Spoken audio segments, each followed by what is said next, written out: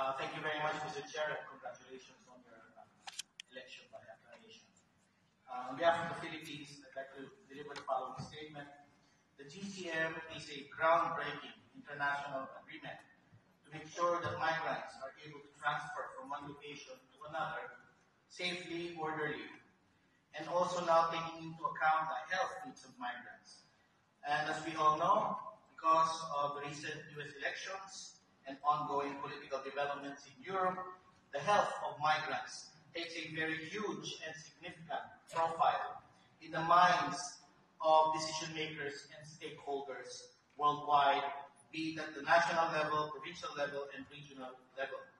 Health, Mr. Chair, is a main concern for the Philippines being a GCM champion country, and the health of migrants is of paramount importance in the administration of President Ferdinand Marcos Jr.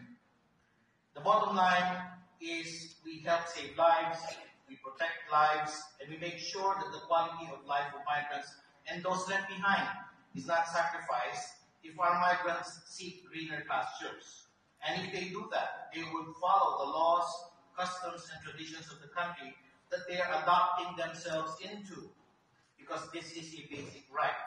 Migrants have a right to safe and orderly migration, and the original inhabitants of a given country also have a right to live their lives as they see fit, especially in a democracy.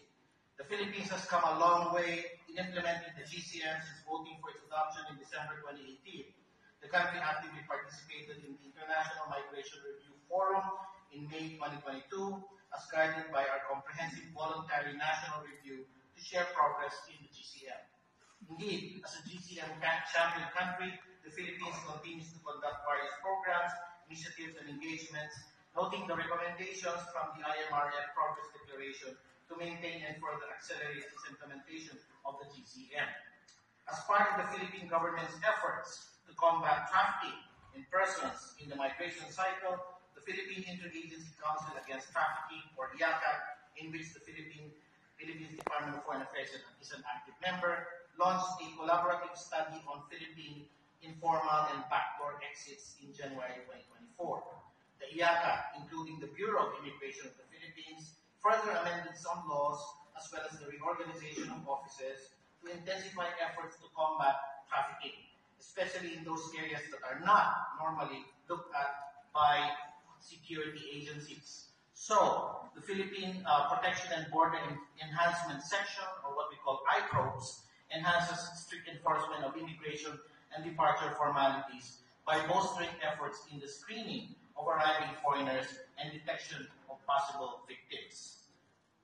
Ladies and gentlemen, Mr. Chair, we need to chart the future of migration, and the time is now. We will continue working with the IOM, ESCAP, and our partner countries in ensuring that the GCM survives this century. Thank you very much, Mr.